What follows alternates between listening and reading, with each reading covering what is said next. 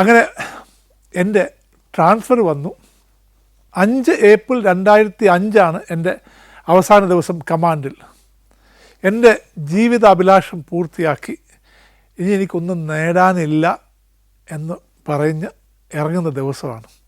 അപ്പോൾ എല്ലാ കമാൻഡിങ് ഓഫീസർക്കും ഒരു കെയിനുണ്ട്. അത് ഈ അധികാര ചിഹ്നമാണ്, അത് നമ്മൾ സ്വയം വാങ്ങിക്കുന്ന. അപ്പോൾ എനിക്ക് എൻ്റേതായ ഒരു കെയിൻ ഉണ്ടായിരുന്നു. കെയിൻ എന്ന് പറഞ്ഞാൽ ഒരു നല്ല രസമുള്ള സംഭവം, ഒരു വടി, ഈ അംശവടിയെന്നോ അല്ലെങ്കിൽ അധികാര വടി പോലെ, അത് കയ്യിലെപ്പോഴും കാണും. ഞാൻ ഉപ്പൊക്കെ ഇട്ട് വന്ന് ഇറങ്ങിയപ്പം എല്ലാവരും എന്നെ റിലീവ് ചെയ്യുന്ന കേണലും വന്ന് എല്ലാവരും ഷേക്ക് ഹാൻഡൊക്കെ ചെയ്ത്, അപ്പോൾ എൻ്റെ ഓഫീസേഴ്സൊക്കെ എന്നെ കെട്ടിപ്പിടിച്ചു, നല്ല നിന്നു. അപ്പം പട്ടാളക്കാരുണ്ട്. ഒരു കപ്പ് ചായ കുടിച്ചിട്ടാണ് ഞാൻ, അപ്പം വൈകുന്നേരമായി ഞാൻ ഇറങ്ങുക. അപ്പം എല്ലാ ആൾക്കാരും നിൽപ്പുണ്ട്. അവിടുത്തെ ഏറ്റവും junior most officer captain Nitin Nahariya അവിടെ നിൽക്കുന്നുണ്ടായിരുന്നു. അപ്പം ഞാൻ പറഞ്ഞു, നിതിൻ കമിയർ വിളിച്ചു. ഞാൻ പറഞ്ഞു, നിതിൻ, ഈ യൂണിറ്റിലേക്കും ഏറ്റവും ജൂനിയർ മോസ്റ്റ് ഓഫീസർ നീയാണ്. ഇതെൻ്റെ കെയിനാണ്, ഞാൻ ഉപയോഗിച്ച കെയിനാണിത്. ഇത് ഞാൻ നിനക്ക് ഗിഫ്റ്റ് ചെയ്യുക. ഈ കെയിൻ ഉപയോഗിച്ച് നീ ഒരു ദിവസം കമാൻഡ് ചെയ്യട്ടെ എന്നുള്ള ആഗ്രഹം മാത്രമേ എനിക്കുള്ളൂ. നിനക്ക് ആശംസയെന്ന് പറഞ്ഞ് ഞാൻ ഈ കെയിൻ അദ്ദേഹത്തിന് കൊടുത്തു. എന്നിട്ട് ഞാൻ എൻ്റെ ഓഫീസിൽ നിന്ന് ഇറങ്ങി എൻ്റെ റൂമിൽ പോയി. പിറ്റേന്ന് രാവിലത്തെ എയർഫോഴ്സ് പ്ലെയിനിൽ ഞാൻ ഇറങ്ങി ഡൽഹിക്ക് വന്നു. വർഷങ്ങൾക്ക് ശേഷം, ഒത്തിരി വർഷങ്ങൾക്ക് ശേഷം, 2022 26 ഫെബ്രുവരിയിൽ ഞാൻ പൂനെയിൽ പോകേണ്ടി വന്നു ഒരാവശ്യത്തിന് വേണ്ടി. അന്ന് കേണൽ നിതിൻ നഹാരിയ ദേഹ് റോഡ് എന്ന് പറയുന്ന സ്ഥലത്ത് ഒരു യൂണിറ്റ് കമാൻഡ് ചെയ്യാണ്. ഓർത്തോണം, ഈ ക്യാപ്റ്റൻ നിതിൻ നഹാരിയ ആണ് എൻ്റെ കൂടെ 2005 ഏപ്രിലിൽ ഇരുന്നത്. 17 വർഷങ്ങൾക്ക് ശേഷമാണ് ഈ സംഭവം നടക്കുന്നത്. അദ്ദേഹം അറിഞ്ഞു ഞാൻ അവിടെ പൂനെയിലുണ്ടെന്ന്. അപ്പോൾ എനിക്കൊരു പരിപാടി ഉണ്ടായിരുന്നു. അത് കഴിഞ്ഞപ്പോൾ രാത്രി 10:30 അപ്പം അദ്ദേഹം എന്നെ വിളിച്ചു, സാർ വീട്ടിൽ വരണം. ഞാൻ പറഞ്ഞു, എനിക്ക് സമയമില്ല, എൻ്റെ കൂടെ 2 പേരുണ്ട്. ഇല്ല സാർ, ഡിന്നർ കഴിക്കാതെ. ഞാൻ പറഞ്ഞു, നാളെ രാവിലെ എനിക്ക് 3-4 മണിയാകുമ്പോഴത്തേക്ക് എനിക്ക് എയർപോർട്ടിൽ ചെല്ലണം. സാർ, അങ്ങനെ ഒരു സംഭവം ഇവിടെ നടക്കുന്നില്ല. സാറ് ഇന്ന് ഞങ്ങളുടെ കൂടെ ഡിന്നർ കഴിക്കാതെ ഞങ്ങൾ വീട്ടിൽ ഡിന്നർ കഴിക്കത്തില്ല. അപ്പം ഞാൻ പറഞ്ഞു, നിതിൻ, എനിക്ക് പരിപാടിയുണ്ട്, 10 മണി വരെ ഞാൻ ബിസിയാണ്, അത് കഴിഞ്ഞേ ഡിന്നറുള്ളൂ. സാർ, 10 അല്ല 12 ആയാലും ഞങ്ങൾ ഡിന്നർ കഴിക്കത്തില്ല സാറ് വരാതെ. ഞാൻ പറഞ്ഞു, എനിക്ക് ഡ്രൈവറൊക്കെ ഉണ്ട്, ഡ്രൈവറൊക്കെ വിട്ടേറെ, ഞാൻ സാറിനെ വന്ന് പിക്കപ്പ് ചെയ്യാം, ഞാൻ സാറിനെ തിരിച്ചു കൊണ്ടാക്കാം.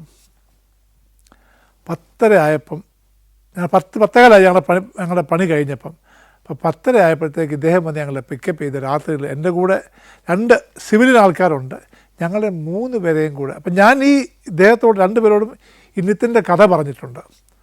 അപ്പം സാധാരണ ഈ ആർമിയെപ്പറ്റി അറിയാത്ത ആൾക്കാരാണെങ്കിൽ ഈ ബന്ധങ്ങളുടെ ഒന്നും വ്യാപ്തി അല്ലെങ്കിൽ അതിൻ്റെ ആ അഗാധമായിട്ടുള്ള ബന്ധം മനസ്സിലാകത്തില്ല പെട്ടെന്ന്. 10:30 ആയപ്പം ഇദ്ദേഹം വന്നു, ഞങ്ങളെ 3 പേരെയും പിക്കപ്പ് ചെയ്തു, ഞങ്ങളുടെ സാധനം നോക്കി. ഞാൻ പറഞ്ഞു, എനിക്ക് നിതിൻ, എനിക്ക് തിരിച്ച് ഹോട്ടലിൽ പോകണം, എനിക്ക് 3:30 ആകുമ്പോൾ ചെക്കൗട്ട് ചെയ്യണം, എയർപോർട്ടിൽ 4 മണിക്ക് ചെല്ലണം. സാർ, അതൊന്നും പ്രശ്നമല്ല എന്ന് പറഞ്ഞു. ഞങ്ങൾ വീട്ടിൽ ചെന്നു, ഡിന്നറൊക്കെ കഴിച്ചു, ഭയങ്കര ആഘോഷമായിരുന്നു.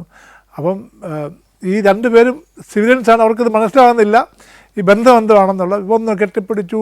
ഈ കേണലും അദ്ദേഹത്തിൻ്റെ ഭാര്യയും അദ്ദേഹത്തിൻ്റെ മോളും ഒക്കെ വന്ന് ഭയങ്കര ഊഷ്മളതയോടെ വരവേൽപ്പും ഒക്കെ, ഭയങ്കര ഒരു അപാര ഡിന്നർ.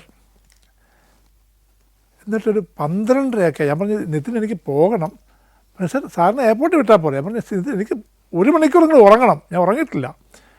1 മിനിറ്റ് എന്ന് പറഞ്ഞു സാർ പോകുന്നതിന് മുമ്പ്. അപ്പം നിതിൻ ഓടിപ്പോയി ഒരു കെയിൻ എടുത്തുകൊണ്ട് വന്നു. ഞാനത് മറന്നേ പോയായിരുന്നു. സാറിന് ഈ കെയിൻ ഓർമ്മയുണ്ടോ?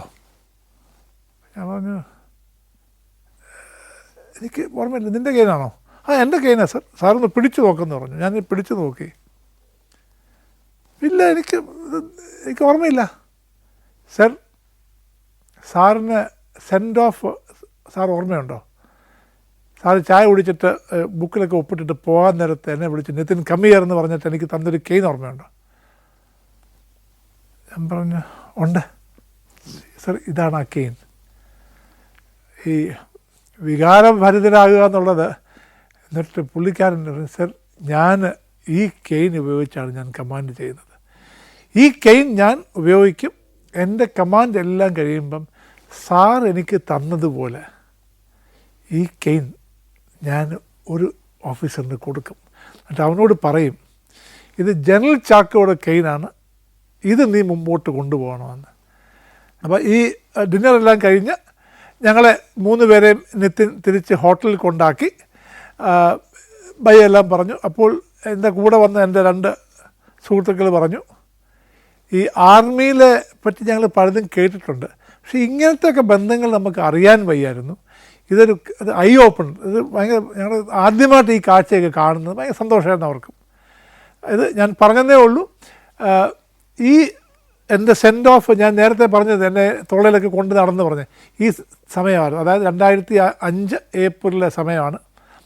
അത് കഴിഞ്ഞ് പിറ്റേ ദിവസം ഞാൻ പ്ലെയിനിൽ കയറി ഡൽഹിയിൽ വന്നു. 5-6 ദിവസം ഡൽഹിയിലുണ്ടായിരുന്നു. ഞാൻ സെക്കൻഡറാബാദിലുള്ള army ordnance corps training centre, അവിടെ ട്രെയിനിങ് ബറ്റാലിയൻ്റെ കമാൻഡറായിട്ട് 13 ഏപ്രിലിന് പോയി ജോയിൻ ചെയ്തു. 13 ഏപ്രിൽ എന്ന് പറയുന്നത് ബൈസാഖിയുടെ ദിവസമാണ്. സർദാർജികൾക്ക് വളരെ പ്രാധാന്യമുള്ള ഒരു ദിവസമാണ്. അന്നാണ് ഞാൻ പോയി റിപ്പോർട്ട് ചെയ്തത്. ചെന്ന ഉടനെ തന്നെ നേരെ എല്ലാ ബാഗെല്ലാം വെച്ച് ഡ്രസ്സ് മാറി നേരെ പോയത് ഗുരുദ്വാരയിലോട്ട്. അതായത് ഈ സർദാർമാരുടെ ആരാധനാലയമാണ് ഗുരുദ്വാര. അവിടെ പോയി ചെന്നു. ഞാൻ അവിടെ പങ്കുചേർന്നു. തിരിച്ചു വന്നു. പിറ്റേന്ന് മുതൽ ഈ സെൻട്രലിൻ്റെ ട്രെയിനിങ് ബറ്റാലിയൻ്റെ കമാൻഡർ. ട്രെയിനിങ് ബറ്റാലിയൻ എന്ന് പറയുമ്പം ആർമിയിൽ 2 വിധത്തിലുള്ള ട്രെയിനിങ് ഉണ്ട്. ഒന്ന് ബേസിക് ട്രെയിനിങ്, അതായത് പട്ടാളത്തിൽ വരുന്ന ഏതൊരു വ്യക്തിയും യൂണിഫോം ഇടണമെങ്കിൽ ബേസിക് ട്രെയിനിങ് പാസ്സാകണം. അതിനകത്ത് മാർച്ചിങ് ഡ്രില്ലുണ്ട്, വെടിവെക്കാൻ പഠിക്കണം, പിന്നെ ഫിസിക്കലായിട്ടുള്ള ട്രെയിനിങ് ഉണ്ട്. ഇതെല്ലാം ബേസിക് ട്രെയിനിങ്ങിലാണ്. അത് കഴിഞ്ഞിട്ട് നമുക്കോരോ ട്രെയിനുണ്ട്. അതായത് ഡ്രൈവറിന് ഡ്രൈവിംഗ് പഠിക്കണം, ക്ലർക്കിന് ടൈപ്പിങ്ങും കമ്പ്യൂട്ടറും പഠിക്കണം, സ്റ്റോർ കീപ്പറിന് ടൈപ്പിങ്ങും അതും പിന്നെ ഇൻവെൻട്രി മാനേജ്മെൻറ്റ് പഠിക്കണം. ഇങ്ങനെ 3-4 സ്പെഷ്യലൈസ്ഡ് ട്രെയിനിങ് ഉണ്ട്. അപ്പോൾ പിന്നെ പട്ടാളക്കാർക്ക് തന്നെ ഓരോരോ ഗ്രേഡ് കൂടുന്തോറും, അതായത് സിപ്പായിന്ന് ഈ ഒറ്റ വരെയുള്ള ലാൻസ് നായിക്കാകുമ്പം, ലാൻസ് നായിക്കിന്ന് നായിക്കാകുമ്പം, നായിക്കിന്ന് ഹവിൽദാറാകുമ്പം, ഇതെല്ലാം ഓരോ കാർഡ് ചെയ്യണം, ഓരോ ട്രെയിനിങ് ക്യാപ്സ്യൂൾ ചെയ്യണം. അത് ജയിച്ചെങ്കിൽ മാത്രമേ അടുത്ത പ്രൊമോഷൻ കിട്ടൂ. ഒരുപക്ഷെ പലർക്കും അറിയാൻ വയ്യാത്തൊരു കാര്യമാണ്, പട്ടാളക്കാർ അത് ജവാനായാലും ശരി ഓഫീസറായാലും ശരി പ്രൊമോഷന് കിട്ടണമെങ്കിൽ ഇങ്ങനെ ഓരോരോ കോഴ്സ് പാസ്സാകാതെ എക്സാം എഴുതി ജയിക്കാതെ മുമ്പോട്ട് പോകാൻ ഒക്കത്തില്ല. ഈ പഠിത്തം നിർത്തി വരുന്നവർ പഠിക്കണ്ടെന്നും പറഞ്ഞ് ആർമി വന്ന് വരുന്നവരുണ്ട്, ഓഫീസറാകും. പക്ഷേ ജീവിതം മൊത്തം പഠിത്തമാണ്. ഞങ്ങൾക്ക് എത്ര കോഴ്സാണെന്നോ ചെയ്യുന്നത്. അതുപോലെ തന്നെ പട്ടാളക്കാരും അവർ വന്നു കഴിഞ്ഞാൽ അവർ ഓരോ പ്രൊമോഷനും അവർ പഠിക്കണം. മാപ്പ് റീഡിങ്, അതായത് രാത്രിയിൽ മാപ്പ് വെച്ചിട്ട് എങ്ങനെയാണ് പോകുന്നത്, നമ്മൾ മാപ്പ് നോക്കി സ്ഥലം കണ്ടുപിടിക്കുക, സ്ഥലത്തിൽ നിന്ന് മാപ്പിൽ കണ്ടുപിടിക്കുക, ഇതൊക്കെ പഠിച്ചിട്ടാണ് എല്ലാ ഗ്രേഡിനും അവർക്ക് പ്രൊമോഷൻ കിട്ടുന്നത്. അപ്പം ഇതൊക്കെ പഠിപ്പിക്കുന്നൊരു സ്ഥലമാണ് ഈ ട്രെയിനിങ് സെൻറ്റർ. ഇപ്പം എൻ്റെ കീഴിൽ ഉള്ള ബറ്റാലിയൻ എന്ന് പറഞ്ഞാൽ ബേസിക് ട്രെയിനിങ് അല്ല, സ്പെഷ്യലൈസ്ഡ് ട്രെയിനിങ്ങും പിന്നെ ഈ പ്രൊമോഷൻ കാർഡറുമാണ്. അത് ഭയങ്കര സ്ട്രിക്റ്റാണ്. അപ്പം ഈ വരുന്ന പട്ടാളക്കാരുടെ ഒരു റാങ്കിൽ നിന്ന് അടുത്ത റാങ്കിൽ പോകണമെങ്കിൽ ശരിക്കും നീതി പിഴിഞ്ഞ് അവരുടെ എല്ലാ ടെസ്റ്റും പാസ്സാകാതെ മുമ്പോട്ട് എത്തും. ആ കാര്യത്തിൽ ഞാൻ വളരെ സ്ട്രിക്റ്റായിരുന്നു. പറഞ്ഞിട്ടുള്ള സമയങ്ങളിൽ ഓടിയെത്തണം. ആ പറയുന്ന എല്ലാ മാനദണ്ഡങ്ങളും പാസ്സാകാതെ ഞാൻ ആരെയും പാസ്സാക്കത്തില്ലായിരുന്നു. അപ്പം പലർക്കും ദേഷ്യം വരും, വിഷമം വരും. പക്ഷേ എൻ്റെ ജോലി അതാണ്. ഈ ആരും എൻ്റെ കയ്യിൽ നിന്ന് പാസ്സാകുന്ന ആരും മാനദണ്ഡങ്ങൾ കുറച്ച് വെച്ച് പാസ്സാകുന്നവരാരുമില്ലായിരുന്നു. അതിനിടയ്ക്ക് വെച്ചിട്ടാണ് ഞാൻ അറിഞ്ഞത് എന്നെ ഇവിടെ പോസ്റ്റ് ചെയ്തത്, ഈ യൂണിറ്റിലോട്ട് പോസ്റ്റ് ചെയ്തത് വലിയൊരു ഫങ്ഷൻ വരാൻ പോകുന്നത്, വലിയൊരു ഇവൻറ്റ് വരാൻ പോവുകയായിരുന്നു. ഞാൻ ഡി ജിയെ കണ്ട് റിക്വസ്റ്റ് ചെയ്തതാണ്. ഞാൻ അദ്ദേഹത്തോട് അഭ്യർത്ഥിച്ചായിരുന്നു, എനിക്ക് ദയവ് ചെയ്ത് ഡൽഹി പോസ്റ്റിംഗ് തരണം, എൻ്റെ ഭാര്യയും കുഞ്ഞുങ്ങളൊക്കെ അവിടെയാണ്, ഞാൻ ഇവിടുന്ന് പോയി 3 വർഷമായി, എനിക്ക് ഡൽഹി തിരിച്ചു വരാം, എനിക്ക് വന്നാൽ എൻ്റെ ഭാര്യ അവിടെ ജോലി ചെയ്യുന്നുണ്ട്, എനിക്ക് ഇച്ചിരി ബെറ്റർ ആയിരിക്കും, എൻ്റെ പിള്ളേരും എൻ്റെ ഭാര്യയൊക്കെ ആയിട്ട് എനിക്ക് ഒരുമിച്ച് താമസിക്കാം. 3 വർഷം ഞാൻ നല്ല ഹാർഡ് ഫീൽഡിലായിരുന്നു ചെയ്തത്. അവരാദ്യമേ തരാമെന്ന് സമ്മതിച്ചതുമാണ്. എന്നിട്ടാണ് എന്നെ സെക്കൻഡറാബാദിൽ അയച്ചത്. അപ്പോഴത്തേക്ക് ഞങ്ങൾ ഡിസൈഡ് ചെയ്തു, എൻ്റെ മൂത്ത മകൾ ഡൽഹിയിൽ ഹോസ്റ്റലിലേക്ക് മാറി, ഇളയ മകൾ 10 പാസ്സായി, 11 അപ്പോൾ ഞാനും എൻ്റെ ഭാര്യയും ഇളയ മകളും കൂടെ സെക്കൻഡറാബാദിൽ വന്നു. എൻ്റെ മൂത്ത മകളെ ഞങ്ങൾ ഡൽഹിയിൽ ഹോസ്റ്റലിലാക്കി, കോളേജിൽ. ഇവിടെ റീയൂണിയൻ എന്നൊരു വലിയൊരു ഇവൻ്റ് വരാൻ പോവുകയാണ്. ഈ റീയൂണിയൻ എന്ന് പറയുമ്പം 5 വർഷത്തിൽ ഒരിക്കൽ നടക്കുന്ന ഒരു പരിപാടിയാണ്. അപ്പം രാജ്യം മൊത്തം ഒട്ടുക്കുമുള്ള എല്ലാ ഞങ്ങളുടെ ഡിപ്പാർട്ട്മെൻറ്റ് യൂണിറ്റിൽ നിന്നും ആൾക്കാരെ വിളിക്കും. അവിടെ പരേഡുണ്ട്, പിന്നെ പാരാജമ്പുണ്ട്, പാരഷൂട്ടിൽ നിന്ന് ചാടുന്ന പരിപാടിയുണ്ട്, പിന്നെ ഹാങ് ഗ്ലൈഡറുണ്ട്, അതൊക്കെ ചെയ്യുന്നു. പിന്നെ ഒത്തിരി പാർട്ടികളുണ്ട്, പിന്നെ വലിയൊരു പരേഡുണ്ട്. അതിൻ്റെ കൂടെ തന്നെ ഈ പട്ടാളക്കാർക്ക് ഞങ്ങളുടെ ഡിപ്പാർട്ട്മെൻറ്റിൻ്റെ പല കാര്യങ്ങളും അവിടെയാണ് ഡിസ്കസ് ചെയ്യുന്നത്. കാര്യം പെൻഷൻ പോയവരെയും വിളിക്കും, ഇപ്പം സർവ് ചെയ്യുന്നവരുമുണ്ട്. അന്നേരം പഴയ ആൾക്കാരും പുതിയ ആൾക്കാരും തമ്മിൽ കൂടി ഇനി എങ്ങനെ മുന്നോട്ട് പോകണമെന്ന് തീരുമാനിക്കാനുള്ള ഒരു വേദി കൂടാണിത്. അതിൻ്റെ പ്രിപ്പറേഷന് വേണ്ടിയാണ് എന്നെ ഇവിടെ പോസ്റ്റ് ചെയ്തത്. അപ്പോൾ എനിക്ക് സമയമേ ഇല്ല. ഇങ്ങനെ ഓരോരോ പരിപാടികളൊക്കെ ഓർഗനൈസ് ചെയ്യണം, അതിൻ്റെ രൂപരേഖകളൊക്കെ ഉണ്ടാക്കണം, അതിൻ്റെ ഫണ്ടിങ്, അതിൻ്റെ ബഡ്ജറ്റിങ് എല്ലാം നോക്കണം. ആ സമയത്ത് എൻ്റെ മകൾ 11 അപ്പം അതിൻ്റെ പഠിത്തം നടക്കുന്നു, എനിക്ക് നോക്കാനേ സമയം കിട്ടുന്നില്ല. എൻ്റെ 2 മക്കളുടെയും പഠിത്തത്തിൻ്റെ കാര്യം ഞാൻ നോക്കിയിട്ടേ ഇല്ല. എല്ലാം എൻ്റെ 2 മക്കളുടെയും വളർച്ചയുടെ കാര്യങ്ങളെല്ലാം നോക്കിയത് എൻ്റെ ഭാര്യയാണ്. ഇന്ന് എൻ്റെ മക്കൾ എന്തെങ്കിലും ആയെന്ന് പറയുന്നത് അതിനകത്ത് ക്രെഡിറ്റ് മൊത്തം, അതിൻ്റെ ശ്രേയസ് മൊത്തം എൻ്റെ ഭാര്യയ്ക്കാണ്. ഞാൻ അവരെ പഠിത്തം നോക്കിയിട്ടേ ഇല്ല. ഞാൻ എൻ്റെ ഓഫീസ് കാര്യങ്ങളും മാത്രം, വീട്ടിലെ കാര്യങ്ങളെല്ലാം നോക്കി എൻ്റെ ഭാര്യയാണ്. അതിൻ്റെ കൂടെ തന്നെ എൻ്റെ ഭാര്യയ്ക്കും ഈ കുറച്ച് ജോലികൾ ചെയ്യാനുണ്ട്. ഈ സെൻറ്ററിലെ ഒത്തിരി സോഷ്യൽ ഇവൻറ്റ്സ് ഉണ്ട്, അതെല്ലാം എൻ്റെ ഭാര്യയും പങ്കെടുക്കണം. അത് കമ്പൾസറിയാണ്, ചെയ്യാതിരിക്കാൻ ഒക്കത്തില്ല. അത് പട്ടാളത്തിൻ്റെ ഒരു രീതിയാണ്. Malaysia, Thailand, Tanzania, China. സഞ്ചാരം വോളിയം നമ്പർ 12 ഫുൾ HD-യിലുള്ള ഈ അപൂർവ ദൃശ്യയാത്രാ വിവരണ ശേഖരം സ്വന്തമാക്കാൻ 99554422 എന്ന നമ്പറിലേക്ക് സഞ്ചാരം എന്ന് SMS ചെയ്യൂ. ഒരു ദിവസം എനിക്ക്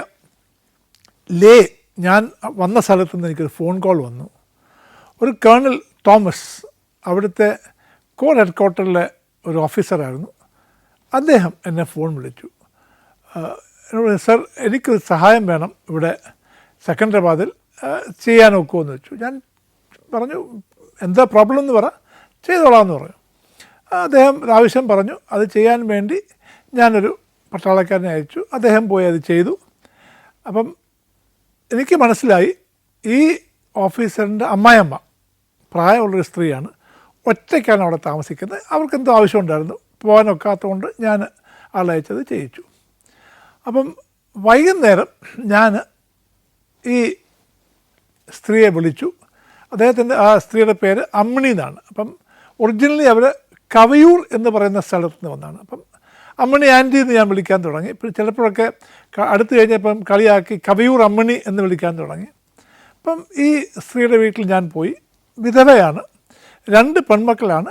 ഇളയാളുടെ ഭർത്താവാണ് ഈ കേണൽ, മൂത്ത ആൾ ബോംബെയിലാണ്. അപ്പോൾ ഞങ്ങൾ വർത്തമാനമൊക്കെ പറഞ്ഞിരുന്നു. ഞാനും ഭാര്യയും ചെന്നു കണ്ടു. വർത്തമാനം പറഞ്ഞപ്പം ഞാൻ ചോദിച്ചു, ഒറ്റയ്ക്കാകുമ്പം എങ്ങനെയാണ് അതൊക്കെ ചെയ്യുന്നത്? അതിന് പോകും, ഞാൻ വിധവയാറാ എന്ന് വിളിക്കാനൊക്കെ ഉള്ളതെന്ന്. അപ്പം ഞാൻ പറഞ്ഞു, അതെന്താ അങ്ങനെ പറഞ്ഞേ? വിളിക്കുന്നതിൽ പ്രശ്നമൊന്നുമില്ലല്ലോ, എന്നെ ആരാ എന്ന് വിളിക്കുന്നത്? ഞാൻ പറഞ്ഞു, ആൻറ്റി ഞാൻ വിളിക്കാം എന്നും രാവിലെ എൻ്റെ റൗണ്ട്സ് എല്ലാം കഴിഞ്ഞ്, ഈ ട്രെയിനിങ്ങിൻ്റെ റൗണ്ട്സ് എല്ലാം കഴിഞ്ഞ് ഞാൻ ഓഫീസിൽ വരുമ്പോഴത്തേക്ക് 10 മണിയാകും. സാധാരണ ഒരു 8 മണിക്ക് കറക്റ്റ് ഞാൻ ഏതെങ്കിലും ഒരു ട്രെയിനിങ് സ്ഥലത്ത് ചെന്നിരിക്കും. അതാണ് തുടങ്ങുന്ന സമയം. എല്ലാം ഒത്തിരി ഏരിയ ഉണ്ട്. എല്ലാം കറങ്ങി വന്ന് എൻ്റെ ഓഫീസ് വരുമ്പോൾ സാധാരണ 10:15 അല്ലെങ്കിൽ 9:45 10:15 വരും. വന്നു കഴിഞ്ഞാൽ ആദ്യം എൻ്റെ PA ചെയ്യുന്നത് ഈ അമ്മിണി ആൻറ്റി ഒരു ഫോൺ കണക്ട് ചെയ്യും. അപ്പോൾ ഈ പുള്ളിക്കാരി കാത്തിരിക്കും എൻ്റെ ഫോണിന് വേണ്ടി. അപ്പം ഇതൊരു പതിവായി. എന്ന് ഫോൺ വിളിക്കും. പിന്നെ ഈ PAക്ക് മനസ്സിലായി ഈ ഫോൺ വിളിച്ച് കഴിയുമ്പോഴത്തേക്ക് ഞാൻ ശാന്തനാകും. പിന്നെ ഇച്ചിരി ദേഷ്യം ഉണ്ടെങ്കിൽ അതൊക്കെ പൊക്കോളും. അപ്പോൾ ആരെങ്കിലും വഴക്ക് പറയുകയാണെങ്കിൽ ഉടനെ PA ചോദിക്കും, സാർ അമ്മിണി ആൻറ്റിയെ കണക്ട് ചെയ്തില്ല, ചെയ്യട്ടെ എന്ന് ചോദിക്കും. അപ്പോൾ എനിക്ക് മനസ്സിലായി എന്നെ ഒന്ന് ഇതാക്കാൻ വേണ്ടിയാണെന്ന്. ഇങ്ങനെ എന്നും വിളിക്കും, വർത്തമാനം പറയും, ചോദിക്കും. ഇടയ്ക്കൊക്കെ ഞാനും എൻ്റെ ഭാര്യയും പോവും, കാണും. ഒരു നല്ല ബന്ധമായി ഞങ്ങളും ഈ ആൻറ്റിയും തമ്മിൽ. ഒരു ദിവസം ഞാൻ ആൻറ്റിയോട് പറഞ്ഞു, ആൻറ്റി ഞാൻ ഇങ്ങനൊരു പുറത്തൊരു ഡ്യൂട്ടിക്ക് പോവുകയാണ്, ഞാൻ 2 ദിവസം കഴിഞ്ഞേ വരത്തുള്ളൂ എന്ന് പറഞ്ഞു. അപ്പം ഈ എക്സ് സർവീസ്മെൻ റാലി, അതായത് റിട്ടയർ ആയിട്ടുള്ള അവിടുത്തെ വില്ലേജുകളിലെ പട്ടാളക്കാരൊക്കെ ഒന്നാക്കി ഇപ്പം സർവ് ചെയ്യുന്ന ഒരാൾ പോയി കണ്ട് അവർക്ക് എന്തെങ്കിലുമൊക്കെ ആവശ്യമുണ്ടോ എന്നൊക്കെ ചോദിച്ചിട്ട്, അത് ഇന്ത്യയിലുള്ള എല്ലാ ആർമി, നേവി, എയർഫോഴ്സ്, അപ്പം ആ ഡിസ്ട്രിക്റ്റിലുള്ള എല്ലാവരെയും വിളിച്ച് ഒരു മീറ്റിംഗ് കൂടി എന്തെങ്കിലും ആവശ്യമുണ്ടോ എന്നൊക്കെ ചോദിക്കുന്നതാണ്. അപ്പം ഞാൻ പോയി. അപ്പം ജിപ്സിയിലാണ് പോയത്. തിരിച്ച് വരുന്ന വഴിക്ക് സൈഡ് കൊടുത്തു. എൻ്റെ ജിപ്സി റോഡിൽ നിന്ന് മാറി ഒരു വലിയൊരു ഗട്ടറിൽ ചാടി കുതിച്ച് വണ്ടി പുറത്ത് വന്നു. കുഴപ്പമൊന്നുമില്ല, ഞങ്ങൾ വന്നു, ആർക്കും ഒന്നും പറ്റിയില്ല. പക്ഷേ 2 ദിവസം കഴിഞ്ഞപ്പോഴത്തേക്ക് എനിക്ക് ഭയങ്കര വേദന, നടുവേദന, കാല് നനങ്ങുന്നതേയില്ല. ഞാൻ അവസാനം എങ്ങനെയൊക്കെയോ ഹോസ്പിറ്റലിൽ ചെന്നു അവർ എക്സ്റേ എടുത്തു. എന്നോട് പറഞ്ഞു, ഇത് ഡിസ്ക് സ്ലിപ്പായതാണ്, നമുക്ക് നോക്കാം, ഇത് ശരിയായില്ലെങ്കിൽ ഇത് ഓപ്പറേഷൻ പോകേണ്ടി വരും. എനിക്കാണെങ്കിൽ ജീവൻ പോകുന്ന വേദന, ഞാനിങ്ങനെ കിടക്കും. അപ്പം എല്ലാ 6 മണിക്കൂറും വന്ന് ഇങ്ങനെ ഇഞ്ചക്ഷൻ വെക്കുന്നു, വേദന. ഡോക്ടർ പറഞ്ഞു, ഞങ്ങൾ സാധാരണഗതിയിൽ ഇങ്ങനെ കാലിനൊക്കെ പ്രശ്നം വരുമ്പോഴത്തേക്ക് നമ്മളെ കട്ടിലേക്ക് കിടത്തി ഒരു സ്ട്രാപ്പെല്ലാം കെട്ടി ഒരു വെയിറ്റൊക്കെ തൂക്കിയിട്ട് അത് ട്രാക്ഷൻ എന്ന് പറയും. അപ്പോൾ ട്രാക്ഷൻ തരുന്നില്ല, കാര്യം ഈ കണ്ടീഷന് ട്രാക്ഷൻ ശരിയാകത്തില്ല എന്ന് പറഞ്ഞ് ട്രാക്ഷൻ തന്നില്ല. ഞാനിങ്ങനെ വേദന എടുത്ത് കിടക്കും, എനിക്ക് ജീവൻ പോകുന്ന വേദന. ഇങ്ങനെ എല്ലാ 6 മണിക്കൂറിനും കുത്തിവെക്കും. അത് കുത്തിവെച്ച് കഴിഞ്ഞ് കുറച്ച് നേരത്തേക്ക് ആശ്വാസം കിട്ടും, പിന്നെ വേദന. ഇങ്ങനെ ഞാനങ്ങനെ വേദന കൊണ്ട് പൊളയുക. അന്നേരം ഈ അമ്മിണി ആൻറ്റി എന്നെ കാണാൻ വേണ്ടി ഹോസ്പിറ്റലിൽ വന്നു. അപ്പം ഈ പുള്ളിക്കാരി ഭയങ്കര പ്രാർത്ഥനക്കാരിയാണ്. അപ്പം വന്ന് ആദ്യമേ വർത്തമാനമൊക്കെ പറഞ്ഞു ഞാൻ പ്രാർത്ഥിക്കാമെന്ന് പറഞ്ഞു. എൻ്റെ കാലിലൊക്കെ പിടിച്ചിട്ട് പുള്ളിക്കാരി ഒരു പ്രാർത്ഥന അങ്ങോട്ട് പ്രാർത്ഥിച്ചു. ഈ പ്രാർത്ഥനയുടെ അവസാനം പുള്ളിക്കാരി പറഞ്ഞു, ഡെവിൾ ഇത് കൊണ്ടുവന്നതെല്ലാം ചെകുത്താനാണ്, ഡെവിൾ ഗെറ്റ് ഔട്ട് എന്ന് പറഞ്ഞു. അപ്പോൾ ആദ്യമേ പറഞ്ഞു ഡെവിൾ ഗെറ്റ് ഔട്ട് എന്ന് പറഞ്ഞു. അപ്പോൾ ഞാൻ പറഞ്ഞു, എൻ്റെ പൊന്നാൻറ്റി, ഡെവിളിന് എണ്ണിക്കാൻ പോലും വയ്യ കിടക്കുന്ന ഈ മനുഷ്യനോട്, ഡെവിളിനോട് ഈ ഗെറ്റ് ഔട്ട് ഡെവിളിന് എണ്ണിച്ചിട്ട് വേണ്ട ഗെറ്റ് ഔട്ടാകാൻ. ഈ പ്രാർത്ഥന നിർത്തി പുള്ളിക്കാരിയൊക്കെ ചിരി തുടങ്ങി. അപ്പം നമുക്ക് വേദനയിലും ചിരിക്കാൻ ഒരു വക തന്നു എന്നുള്ളതാണ്. കാര്യം ഞങ്ങളുടെ ഒരു പ്രത്യേകതയാണ്, എത്ര പ്രയാസം ഉണ്ടെങ്കിലും അതിലൊക്കെ എന്തെങ്കിലുമൊക്കെ രസം കണ്ടുപിടിച്ച് വേദനയെ മറക്കുന്ന ഒരു പരിപാടിയാണ് പട്ടാളക്കാർക്ക് പലർക്കും കിട്ടിയിട്ടുള്ളത്. ഇതെല്ലാം കഴിഞ്ഞ് കുറച്ച് ദിവസം കഴിഞ്ഞപ്പം ഞാൻ തിരിച്ച് ഡ്യൂട്ടി ജോയിൻ ചെയ്തു. ഒരു ദിവസം രാവിലെ എൻ്റെ PA വിളിച്ചു, ഈ ആൻറ്റി എന്നും വിളിക്കുന്ന പോലെ വിളിച്ചു, ഫോൺ എടുത്തില്ല. അപ്പം സാധാരണ വന്ന ഉടനെ വിത്തിൻ 2 മിനിറ്റ് 3 മിനിറ്റ് എനിക്ക് കോൾ വരും. ഞാൻ PA വിളിച്ചു, വാട്ട് ഹാപ്പൻ, കോൾ കിട്ടിയില്ലല്ലോ സർ. ആൻറ്റി ഫോൺ എടുത്തില്ല. ഞാൻ കുഴപ്പമില്ല, 2 മിനിറ്റ് കഴിയുമ്പോൾ വിളിക്കാൻ പറഞ്ഞു. വല്ല ബാത്റൂമിലോ വാഷ്റൂമിലോ പോയി കാണും, വരുമ്പം വിളിക്കാൻ പറഞ്ഞു.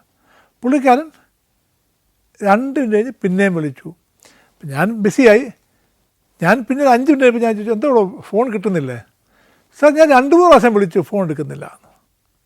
അപ്പം എൻ്റെ മനസ്സിൽ പറഞ്ഞ് അതങ്ങനെ സാധനം സംഭവിക്കുന്നതല്ലല്ലോ. ഞാനൊരു ഡ്രൈവറെ വിളിച്ചു. ഞാൻ പറഞ്ഞു, പുള്ളിക്കാരൻ്റെ വീടറിയാം. ഞാൻ പറഞ്ഞു പോയി നോക്കാൻ പറഞ്ഞു. എൻ്റെ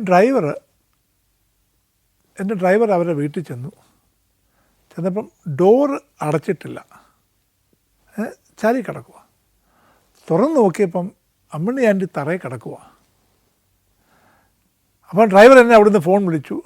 അപ്പം തന്നെ ഞാൻ എൻ്റെ ഡോക്ടറെയും ഒരു നഴ്സിംഗ് അസിസ്റ്റൻറ്റിനെയും വിട്ടു.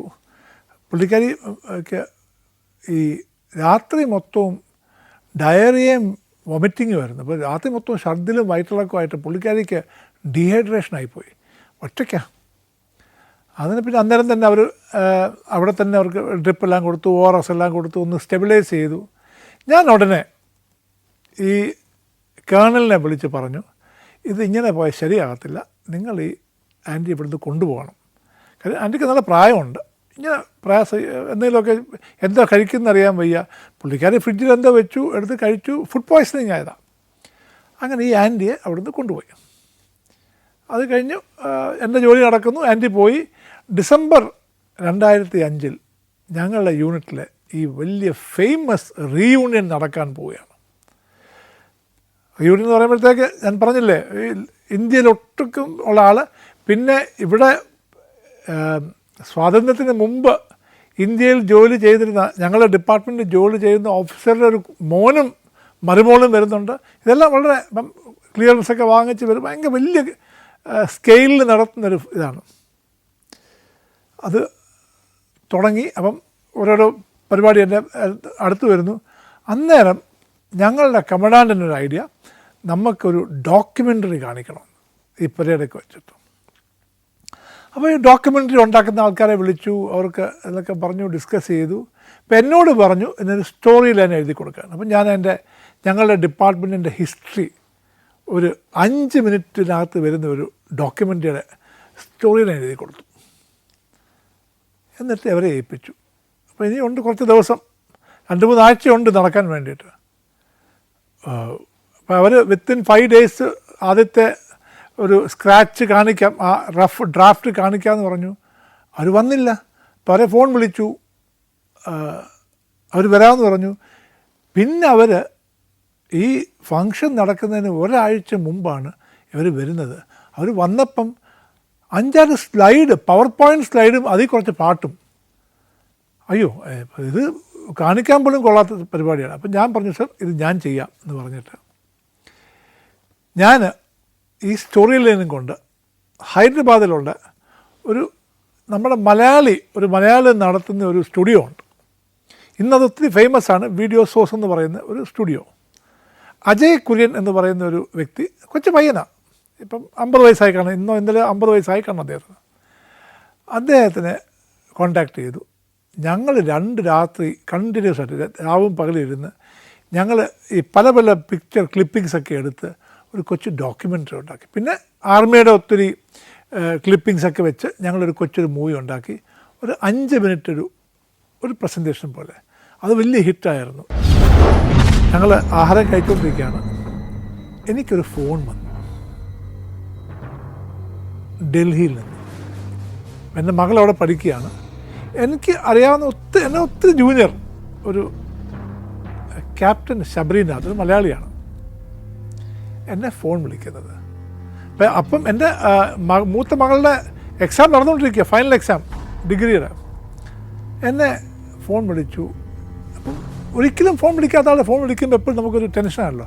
ഞാൻ ഫോൺ എടുത്തു. ശബരി എന്ന് പറഞ്ഞു, സർ വഴക്ക് പറയല്ല, സാറിൻ്റെ മോളിപ്പോൾ എൻ്റെ കൂടെ ഉണ്ട്. അപ്പം പിതാവല്ല, അപ്പം പെട്ടെന്ന് എന്ത് പറ്റിയെന്ന് ചോദിച്ചു. സാർ ടെൻഷനൊന്നും വേണ്ട, അവർക്ക് നല്ല സുഖമില്ല, ഞങ്ങളിപ്പം ഹോസ്പിറ്റലിലാണ്.